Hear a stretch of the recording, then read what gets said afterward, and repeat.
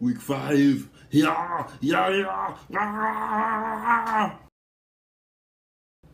What's up, guys? It is week 5 of the bodybuilding.com 200K transformation challenge. Hard to believe that when a lot of you see this, it's actually going to be week 6, which means we're getting near the halfway point. We are flying through this thing. I don't know about you, but it's just flown by for me. It's been an absolute blast. This week, I actually just wanted to keep it simple. I wanted to pop in and talk primarily about supplementation. This probably goes without saying, but since I work at bodybuilding.com, I'm a bit of a supplement junkie. I really love supplements. Of course, they're only the last 5 to 10%. I mean, 90% of your results come from solid nutrition, whole food-based nutrition, and hard training. But supplements are that cherry on top.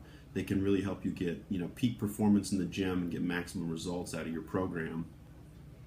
That being said, the supplements that I like to take, I'm just going to kind of cover the foundational stuff, the basics, the essentials, the things that I like to have in my stack at any given time. First and foremost is, of course, a quality protein powder.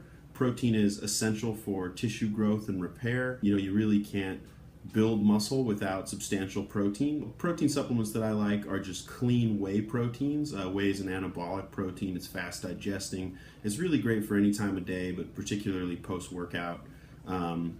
It digests quickly and is really rich in branched-chain amino acids, or BCAAs, which are also important to muscle growth, and I'll talk about momentarily. So when looking for a good whey, you really want to kind of check out your protein to total calorie ratio. You want a pretty clean protein, or at least that's what I prefer. My protein of choice is actually dimetized ISO 100. It's a whey protein isolate, which means it's well processed so that it's low in, say, lactose and fat and sugar, anything, and it's primarily a pure protein source. I use protein anytime during the day when, I need to add a little extra boost to my diet if I'm particularly low on whole food proteins for the day, especially post-workout, anytime 15 to 30 minutes after my workout. The timing there isn't insanely critical unless you're training, say, multiple times a day or you've got an event or competition. But it certainly doesn't hurt to get a lot of nutrients into your system after a workout, and anything that can help is a bonus in my book. I mentioned branched-chain amino acids, or BCAAs.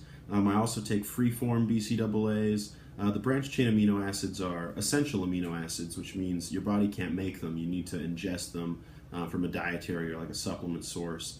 The most important of these is probably leucine for muscle growth. There's leucine, isoleucine, and valine. Those are the 3 branch chains. And they're called that because they have kind of a forked or branched structure.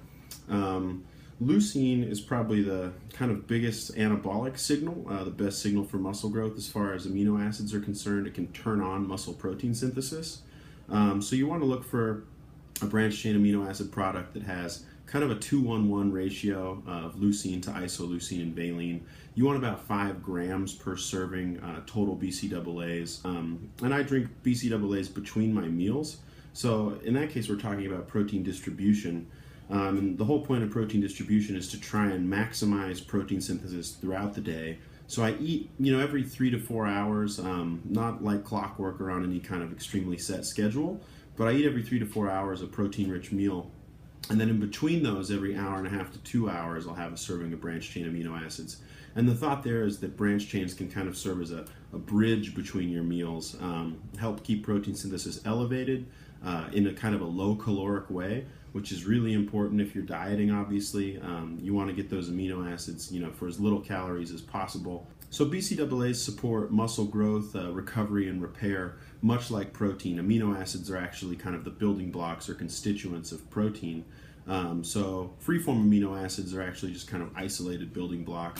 I also take fish oil pretty much year-round. Fish oil is a great source of essential fatty acids, the omega-3 fatty acids in particular. Those are EPA and DHA. And fish oil has, a host of benefits, especially if you take it consistently long-term. Those essential fatty acids are important for, cognitive function, heart health, skin. They really do provide kind of a host of overall benefits for your well-being. I also take a multivitamin. Multivitamins I consider just good micronutrient insurance to help cover any gaps that may be in your diet. Especially, as a hard training athlete or lifter, you're going to use a lot of micronutrients, vitamins and minerals. You're going to expend a lot of those during training, so it's important to replenish those. And a lot of that you can do through whole foods, but I consider a multivitamin, again, just kind of that backup, a good way to cover all your bases. Most multivitamins you'll also take with a meal, and dosing can depend on the multivitamin or product you take, but typically once or twice a day. As far as single vitamins are concerned, I usually take vitamin D in addition to my multi. Vitamin D is sourced in IUs or international units. I usually take about 5,000 a day, which is a moderate dose, 5,000 IUs. Some people will go all the way up to 10 even, although that's a little on the high end. So about 5,000 IUs a day. Ample vitamin D is important for healthy hormone, particularly testosterone function, as well as obviously bone health, with calcium. Another supplement I usually use is called HMB, hydroxymethylbutyrate. HMB is much easier, obviously. And that's actually a metabolite of leucine. We talked some about leucine earlier.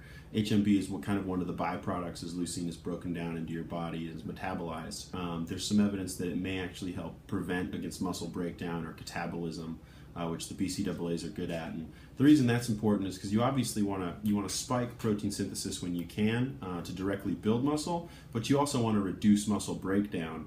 And if you're doing both, ideally your net gains are more positive because you're reducing the breakdown on one end and you're increasing muscle protein synthesis on the other.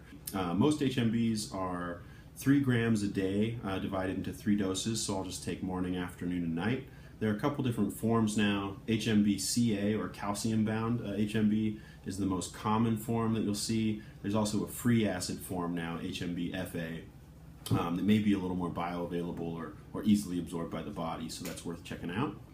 And finally in my stack, one of my favorites, of course, and a year-round staple is a pre-workout or a few different pre-workouts.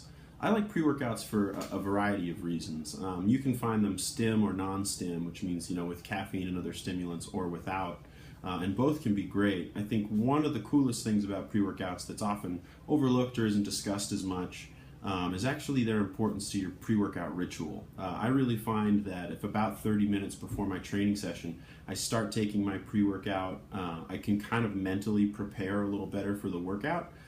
But of course there's performance benefits as well. Like I mentioned, pre-workouts often have stimulants, so that can help pick you up and provide you some energy for your workout. A lot of them also have nitric oxide boosting ingredients, and nitric oxide contributes to more blood flow.